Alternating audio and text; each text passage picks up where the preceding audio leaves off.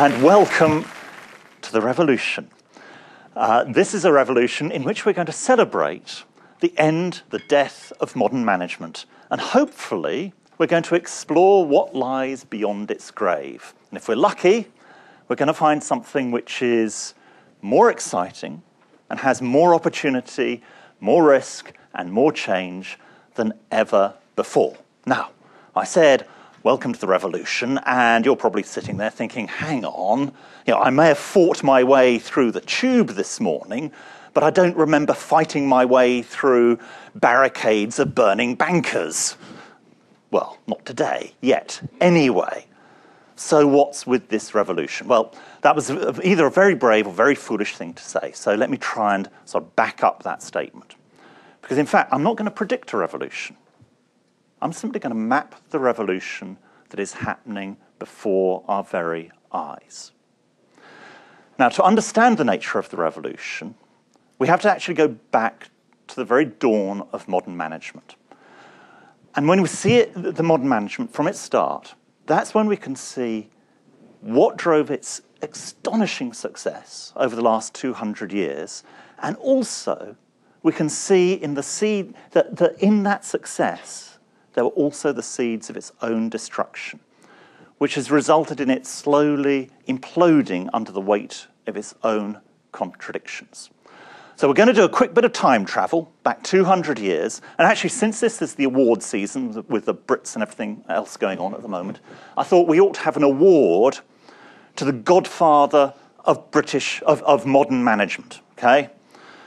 Now, this person, I suggest, is special in many ways, because not least of all, because he dresses more outrageously and has a more outrageous hairstyle than even Lady Gaga.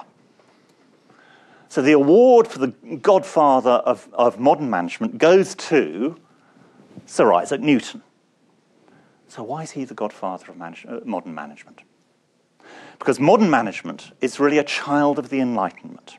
The Enlightenment was all about searching for universal rules of survival and success.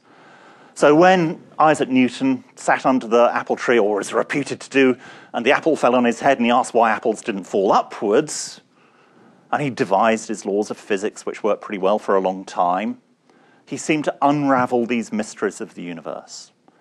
And what he did for physics, Charles Darwin did for biology. Again, seeming to unravel the mysteries of evolution. And in fact, as we go on this journey, I want to invoke the spirit of Charles Darwin. Because arguably he was the one person who was best placed to discover the theory of evolution. Why? Because he wasn't a biologist, not by training. He actually studied geology. Now, geologists are used to thinking not in thousands of years, but in millions and even billions of years. And they can understand that the seabed can slowly rise up into the mountains. And obviously, when you think in that sort of time horizon, you can begin to see how a species can change. And it's with that sort of time frame on that we can see that what's happened in the last 200 years has been a very deep and profound revolution. And that is the best word for it. So we have physics, we have biology, and then we have economics, Adam Smith. And Adam Smith, again, had a good go at trying to discover, well, what are the laws of economics? What creates the wealth of nations? Famously observing the pin makers of Gloucester and how their productivity was transformed by specialization of labor, the division of labor. So from Adam Smith, it's a very short step to this person, who was writing 100 years ago, and it got published 99 years ago, Frederick Taylor, Scientific Management. There's the word, scientific management. Management was not an art.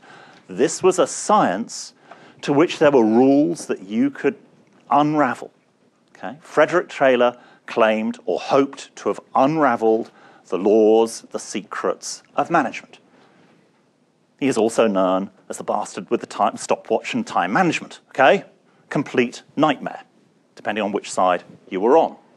So if he was the heir to Adam Smith, From Frederick Taylor, it was a very short intellectual step, but a huge economic leap to Henry Ford and the moving production line.